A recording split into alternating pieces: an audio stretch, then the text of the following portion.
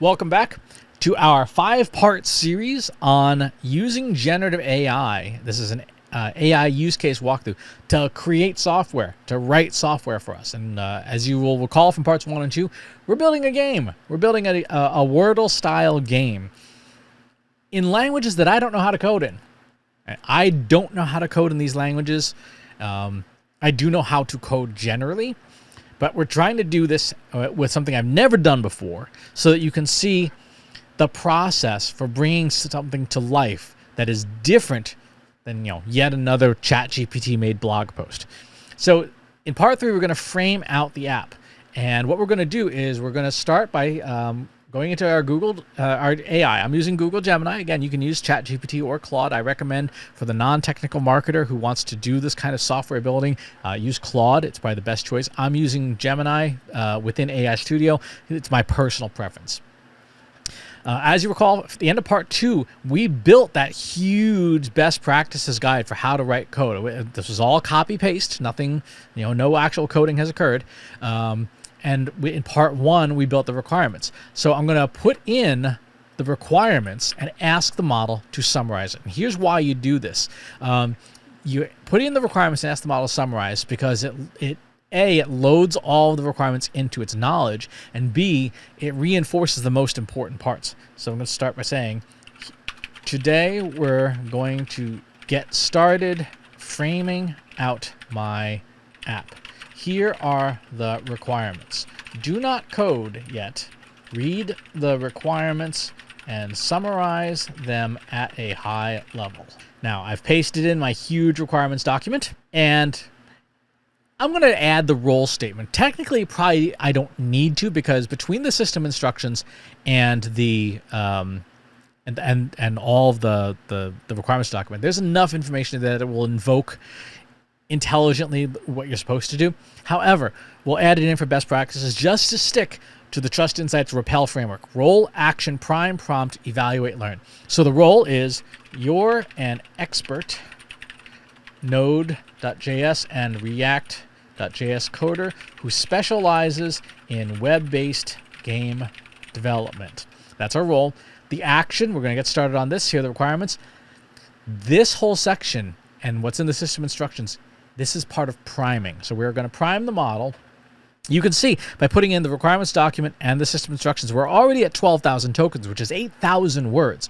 So we have super primed this model to do this specific task. You would never, ever do this by just saying, hey, let's write an app today. It would go terribly. But by having all the information in parts 1 and 2 in place, we're going to get great results off the bat. It says, let's break down the requirements for the emoji puzzles game. High-level summary based on it. All right. Now I'm going to say, let's go ahead and start framing out the file structure for this app. And then as a developer, we want to keep this as lightweight as possible, as skinny, as few files as necessary, while still adhering to best practices. Here's how to approach the task of framing out the app. First, I think for this, what I want to do is I want to have it using some really good in-depth chain of thought. I want to think through its steps, not just give me the answer. I want to evaluate itself and think about itself. So I'm going to say, evaluate my instructions and explain aloud what the intent is and what the task is.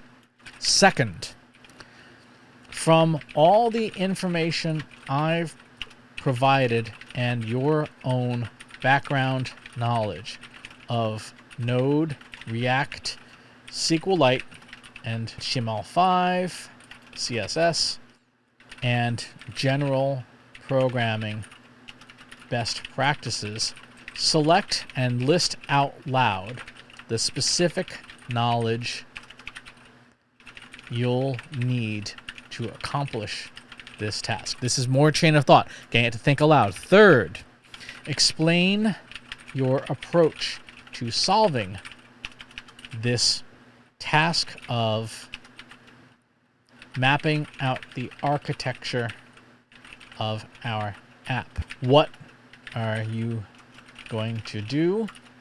Why did you make the choices you made? How will you build the architecture map? Fourth, build the complete, comprehensive, final architecture map for our game. So this is a form of structured chain of thought where we're saying, tell me what the task is, tell me how you're going to think about the task, tell me what you're going to do, then do the thing. You may have seen on LinkedIn recently, I talked about the old public speaker saw. Tell them what you're going to tell them, tell it to them, tell them what you told them. That cliche from public speaking. We're kind of doing the same thing with AI. And unlike public speaking, this actually works really well with AI by saying, tell me what you're going to do, tell me as though you're doing it, tell me what you did, and then do the thing. So here we have, this is going to be a big, beefy one. So we got understanding the intent and the task, which is saying we're going to skeletal file structure. Here's the relevant knowledge. Here's how I'm going to do the task. Why these choices? Separation of concerns, React best practices, Node.js organization, lightweight and scalable. Here is the app, and we have a client and we have a server, and so this is going to be the app. That's a lot of code. That is going to be a lot of code. So we're gonna be spending some time on this. Did you know that this is going to be this complex? I didn't think that making a Wordle style game would be this complex. Yeah, I'm going to ask about this. Is this as skinny and efficient as possible? It seems quite large. Explain why. It says, you're right to question the structure. It follows best practices. It might appear a bit large for a project that aims to be as skinny and as efficient as possible. Here's why it looks that way. Best practices and conventions for React and Node practices, maintenance and scalability, anticipation of growth, clear separation of concerns. How you could potentially slim it down. We can defer the context, simplify server models. Here's a revised, more compact file structure. See, this looks a little bit better to me. This is much more of the kinds of things. It says potential for less organization, slightly reduced scalability. I'm okay with this. So I'm going to take this whole thing here, and I'm going to go into my prompt library, and I am going to save this. So this is going to be our project map. And now what we're going to say is, great.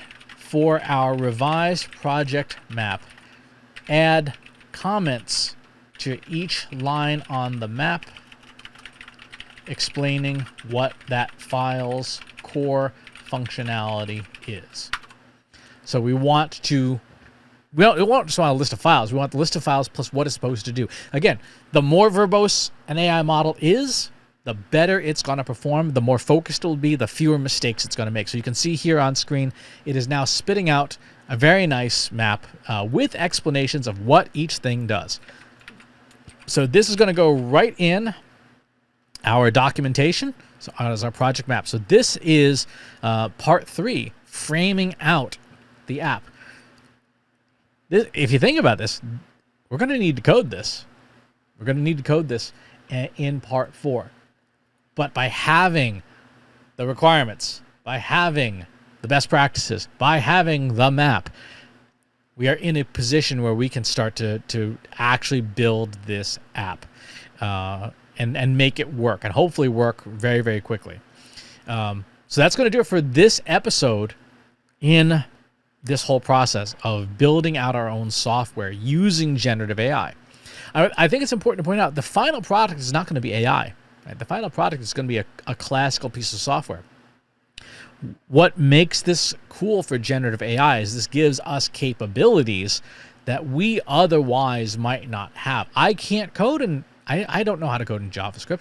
I don't know React. I don't know Node. I can copy and paste like crazy. I don't know these things. And yet, this puts those skills within reach for me as long as I know what to ask for and how to direct essentially the intern, right, the coding intern, as to what I want the coding intern to do. So that's episode 3 in the series. Stay tuned for part 4 where we start building this sucker. If If you enjoyed this video, please hit the like button. Subscribe to my channel if you haven't already, and if you want to know when new videos are available, hit the bell button to be notified as soon as new content is live.